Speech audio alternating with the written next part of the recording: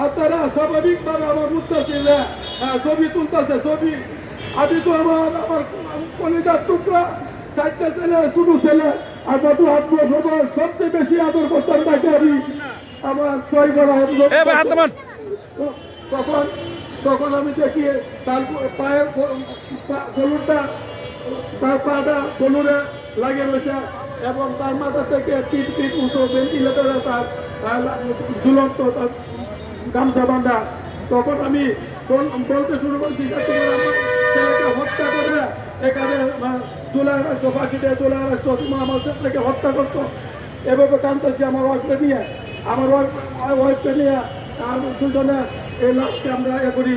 তখন আমার 8 বছরের শিশু, তখন একটা মশারি কিন্তু দিতে পারে না, মশারি একটা কোনা কিন্তু দিতে পারে না, সে কখনো এইভাবে আত্মহত্যা করতে পারে না, সে কখনো এভাবে গলায় বেশি লাগতে পারে না।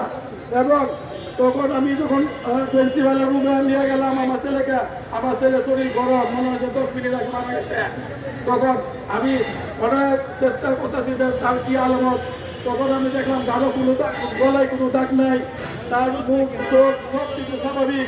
এরপরে দেখি তার গলায় 3টে মুখের কামচি আছে, একদম মুখের কামচি ভিতরে ভিতরে ঢুকে গেছে। তখন আমি আমার ওয়াইফ কাঁদতেছি যে আমাকে আমার ছেলেকে গলায় টিপে হত্যা করা হয়েছে, হত্যা করা হয়েছে। কারণ এই আনিসুর রহমানের মাদ্রাসায় বিভিন্ন উস্তাদ তারা 3 মাস 4 মাসে বাড়ি যেতে পারে না, তারা ছোট ছোট কোমলমতি বাচ্চাদেরকে চকলেট দিয়ে তাদের সাথে বলৎকার করে। আর এই সমস্ত বলৎকার আনিসুর রহমান স্যার এদেরকে সহায়তা করে। হ্যাঁ, এরপরে আমি আমি আমার ওয়াইফ তাকে বললাম যে ভাই আপনার পাওটা ধরে বলি, কেউ যদি আমার ছেলেকে কোনো অনলাইন দেখার কারণে মাইনে তাকে আপনি বলে দেন, হ্যাঁ আমরা কখনো মামলা দেব না, কখনো আপনার প্রতিবাদ করবো না। হ্যাঁ, আপনি অতটুকু সহযোগিতা করেন। আপনি আমার 8 বছরের শিশুটাকে যেভাবে একটা অপবাদ দিচ্ছেন, সে গলায় বাঁশ নিয়ে আত্মহত্যা করছে, এটি আমি সারা জীবন আমার অন্তর থেকে আমি দূর করতে পারবো না। আপনারও সন্তান আছে, আমারও সন্তান আছে, আমার 4টা ছেলে।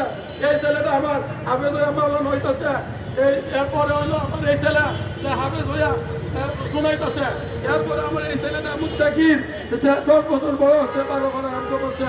এরপরে আমার 4 নম্বর ছেলেটা মুত্তাসির 8 বছর বয়সে 6 বার করছে। আমার